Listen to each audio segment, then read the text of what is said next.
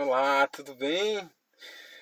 E aí, vamos para mais um estudo da Palavra de Deus? Seja muito bem-vindo ao nosso canal da Igreja Adventista Brasileira de Roscoe.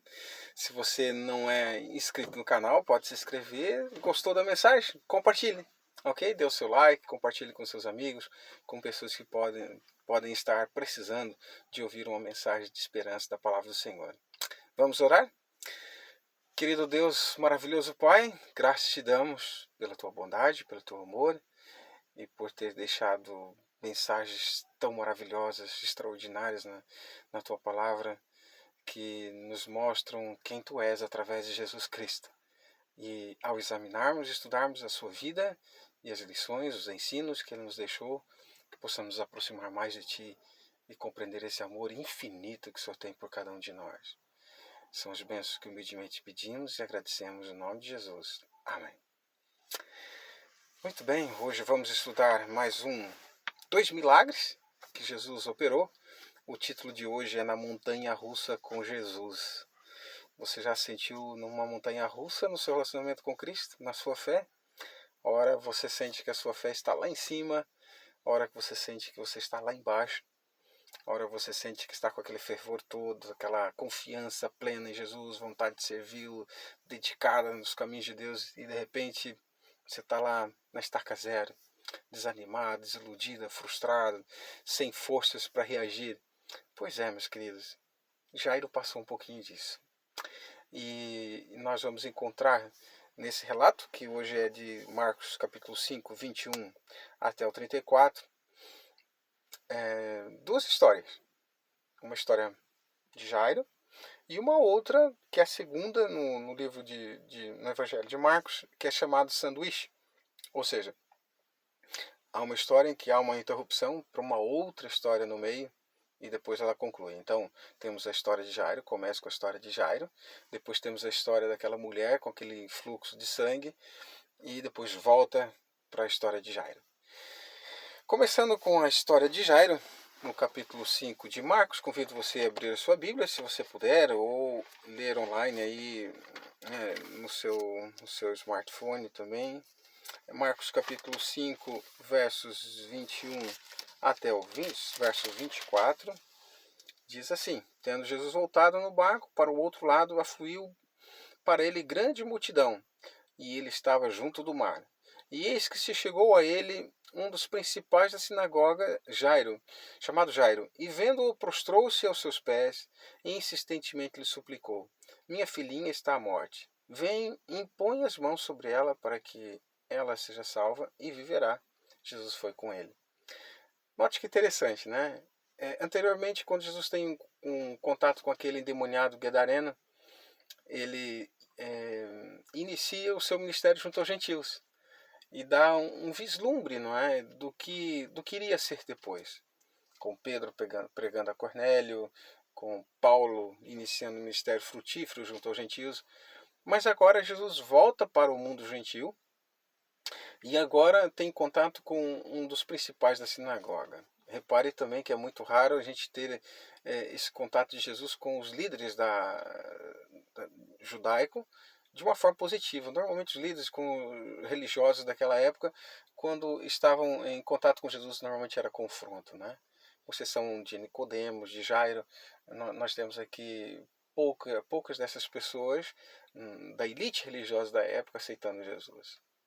Infelizmente, muitos de hoje também, da elite religiosa atual, às vezes estão tão distantes, né, do que a prática da palavra de Deus, infelizmente. Estão tão apegados às suas tradições teológicas, aos seus conceitos teológicos, que acabam estando longe das verdadeiras doutrinas e crenças e práticas da palavra de Deus. Mas enfim, Jesus não despreza, não rejeita, pelo contrário, acolhe aquele pai que está desesperado e agoniado. E, de repente, estou aqui falando também para um pai ou para uma mãe que está desesperado. Talvez você esteja com seu filhinho doente, desenganado dos médicos. Ou, de repente, estou falando aqui para algum pai, para alguma mãe que tem um filho envolvido nas drogas, que acha que todo mundo está perdido, que não há solução. Jesus diz para você o que disse para Jairo: Não temas, crê tão somente. né? É o que Jesus diz para você. E Jesus foi com Jairo. E Jairo se animou, não é? Encheu seu coração de esperança de que sua filha poderia ser curada. Estava lá em cima, crente que tudo se resolveria, que Jesus realmente não deixaria sua filha morrer. Mas nós encontramos daí os relatos dos versos 25 até o 34. Acontece que grande multidão seguia Jesus e uma mulher, ela vendo, vem e toca Jesus. E nos versos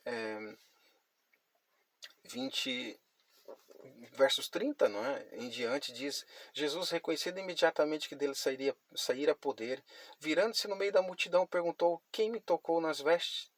Responderam-lhe seus discípulos: vês que a multidão te aperta e dizes: quem me tocou? Ele, porém, olhava ao redor para ver quem fizera isto. Então a mulher, atemorizada e tremendo, cônscia do que nela se operara, veio, prostrou-se diante dele e declarou-lhe toda a verdade. E ele lhe disse: filha, tua fé te salvou, vai-te em paz e fica livre do teu mal. Olha só, essa mulher agora, Jairo está incomodado, né? Imagino que ele deve ficar incomodado. A filha dele está entre a vida e a morte. E de repente, no meio da multidão, Jesus para e pergunta quem lhe tocou. Os próprios discípulos fizeram uma repreensão educada, mas não deixou de ser uma repreensão a Jesus. Senhor, uma multidão tão grande está lhe espremendo, o senhor pergunta quem lhe tocou. Essa pergunta parece fora de lógica. Mas Jesus diz: não. Alguém me tocou porque de mim saiu o poder. Tocou-me de forma diferente. Porque aquela mulher tocou com fé. Foi o toque da fé. E aquela mulher atemorizada, com medo que Jesus a repreendesse. Não, mas Jesus não queria repreendê-la. E ela percebe nos olhos de amor de Jesus que Jesus estava preocupado com ela e queria, na verdade, revelar esse grande ato de fé dela. Não poderia passar despercebido. E aí ela se sente encorajada e ela chega até Jesus e diz: fui eu. E Jesus diz assim: mulher, a tua fé te salvou, vai-te em paz, o teu mal realmente está curado. Aquela mulher que estava há 12 anos enferma, 12 anos com um fluxo de sangue imparável, essa mulher, segundo a lei levítica, não é? Ela estava impura, não poderia ter contato com ninguém, não poderia se casar, não poderia trabalhar. A vida social dela estava totalmente acabada. As suas economias também estavam acabadas, porque gastou tudo que tinha com médico e nada de ser curada. Imagina como é que ela estava, não é? Aí de repente ouve falar de Jesus. E ela vai atrás de Jesus. E ela toca Jesus e é curada.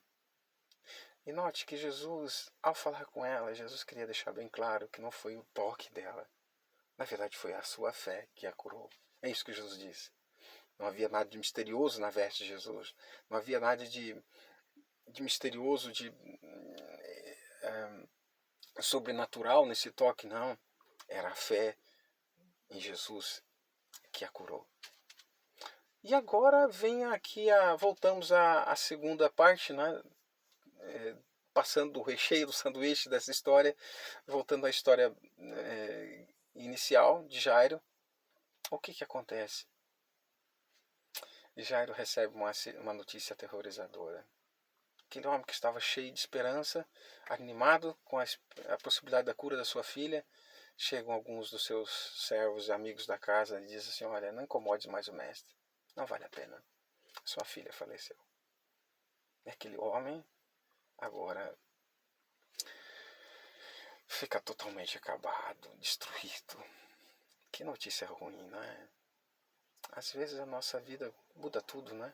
Num instante. Às vezes parece que a gente está bem, animado. De repente a gente recebe uma mensagem, um telefonema, sei lá, uma conversa de poucos minutos pode mudar tudo. Às vezes você acorda, você está num dia maravilhoso e de repente vem alguém, diz uma coisa que te magoa, destrói, acaba com você.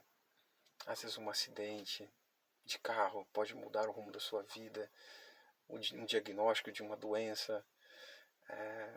E aí você pode achar que não há mais solução. Você está lá embaixo. Mas sabe o que Jesus diz?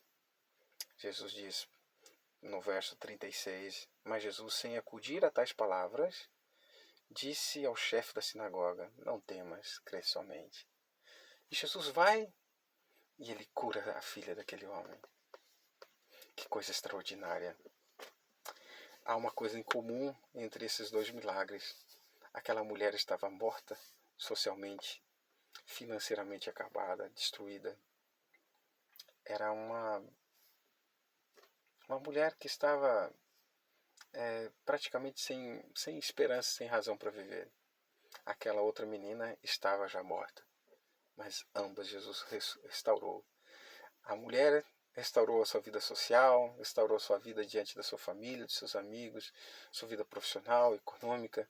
Tudo mudou na vida daquela mulher. E a filha de Jairo, Jesus trouxe literalmente da morte para a vida. Meu querido, minha querida, qual é o teu problema hoje? O que te aflige? O que te agonia? Sabe, os homens costumam dizer, é muito comum esse ditado: para tudo a solução, menos para a morte, não é? Mas para aquele que crê em Deus, para aquele que crê na palavra de Deus, para aquele que acredita no Evangelho, esse pensamento tem que ser corrigido. A solução para tudo, inclusive para a morte, porque Jesus tem o poder sobre a morte. Então, seja lá qual for o seu problema, lembre-se, não há limites para o poder de Jesus. Essa é a mensagem principal do Evangelho de Marcos. Essa é a mensagem principal de Deus para você hoje. Acredite. Acredite que Jesus tem solução para todo e qualquer problema. Apenas acredite e confie. Se entregue completamente a Ele e Ele não te frustrará. Oremos.